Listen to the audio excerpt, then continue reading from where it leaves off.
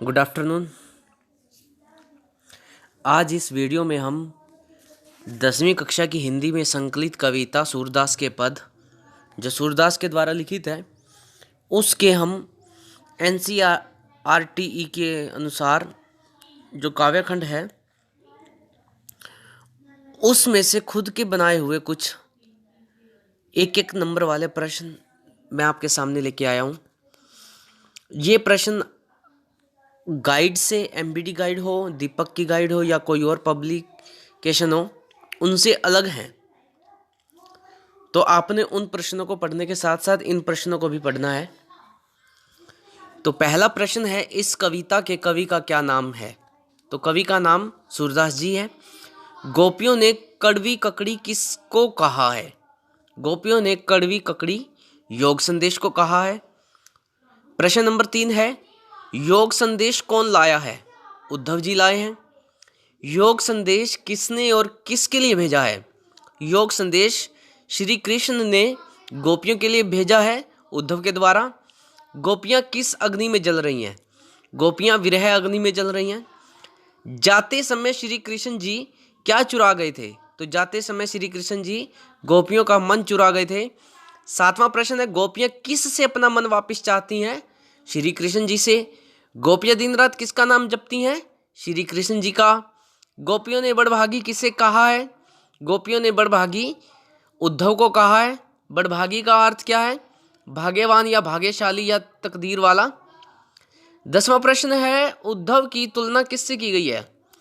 तो उद्धव की तुलना एक तो कमल के पत्ते से की गई है, दूसरा ऐसे मटके से जो तेल से बाहर उसको तेल लगाया गया हो, चिकने घड़े से। तो आप इसको ऐसे लिखोगे कि चिकने घड़े और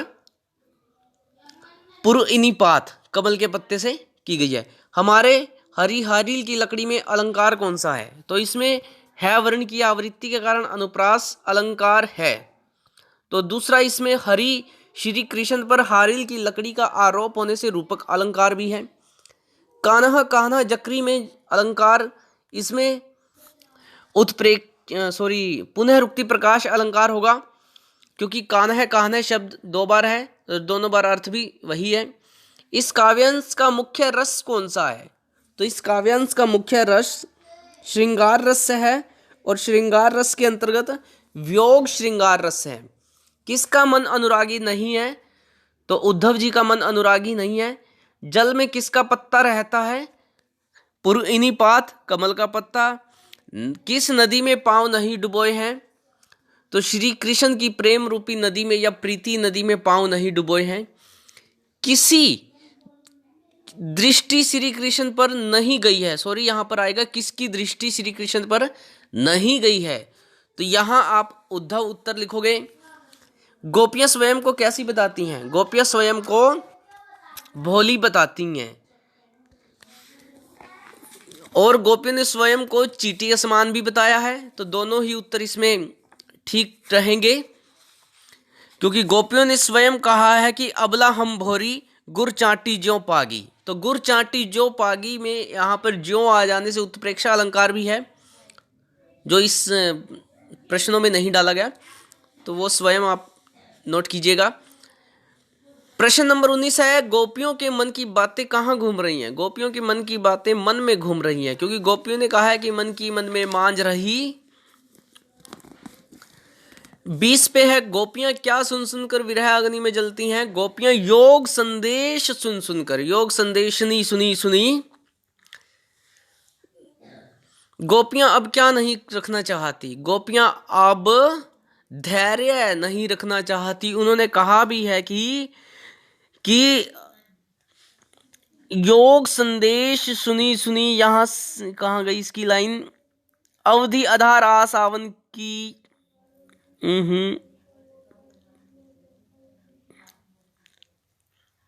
हाँ, ये लाइन थी कि अब धीर धरही क्यों मर्यादा न लही।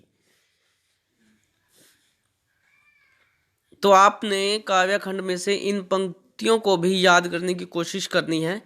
कई बार क्या होता है कि इन पंक्तियों को याद रख के उत्तर एकदम से हमारे मन में आ जाते हैं।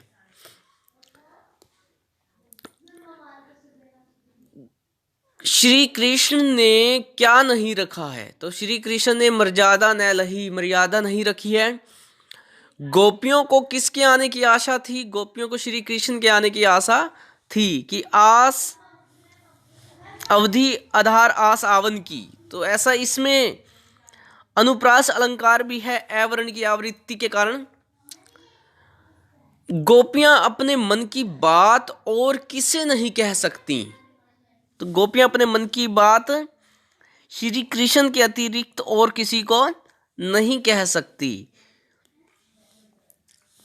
25 प्रश्न पर श्री कृष्ण गोपियों के लिए किसकी लकड़ी के समान है? तो श्री कृष्ण गोपियों के लिए हारिल नामक पक्षी जो होता है उसकी लकड़ी के समान है। तो उत्तर में लिखोगे हारिल की लकड़ी के समान। गोपियां जागते सोते किसका जाप करती हैं? गोपियां जागते सोते कान्हा कान्हा का जाप करती हैं। यह श्री कृष्ण जी का। गोपियों ने योग संदेश को क्या कहा है? तो गोपियों ने योग संदेश को कड़वी ककड़ी कहा है।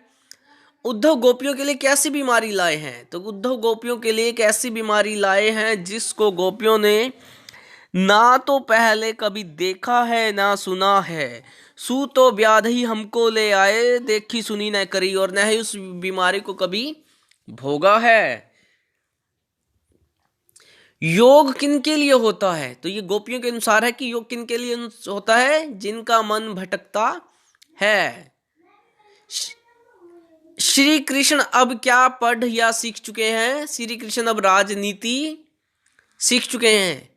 इस काव्यांश में मधुकर किसे कहा है? इस काव्यांश में मधुकर उद्धव जी को बोला है कि गोपियों ने कहा कि हरि है राजनीति अब पढ़ी आए, समझी बात कहत मधुकर के, समाचार सब पाए। तो यहां मधुकर उद्धव जी के लिए प्रयोग हुआ है। पहले के भले लोग किसके लिए घूमते थे? तो पहले के भले लोग परहित डोलत धाये, दूसरों के भले के लिए, कल्याण के लिए या जग कल्याण के लिए पहले के लोग घूमते थे या भटकते थे, जो भी इनके अनुसार है। श्री कृष्ण दूसरों की क्या छुड़ाते थे? तो श्री कृष्ण दूसरों की अनीति छुड़ाते थे, अन्याय।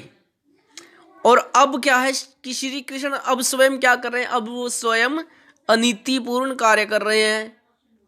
प्रजा को न्याय स्थाना किसका धर्म है? तो प्रजा को न्याय स्थाना ये राज धर्म है गोपियों के अनुसार। तो इस प्रकार से ये मुख्य 35 प्रश्न ही निकले हैं।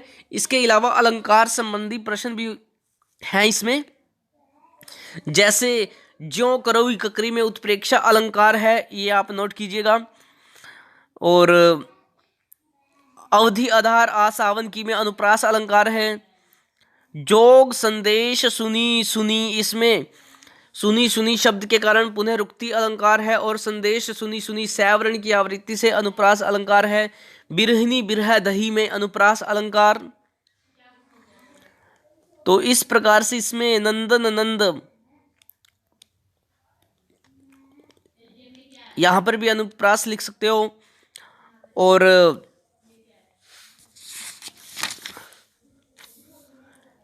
इसके अलावा आपने अपनी बुक से भी ऑप्शनल प्रश्न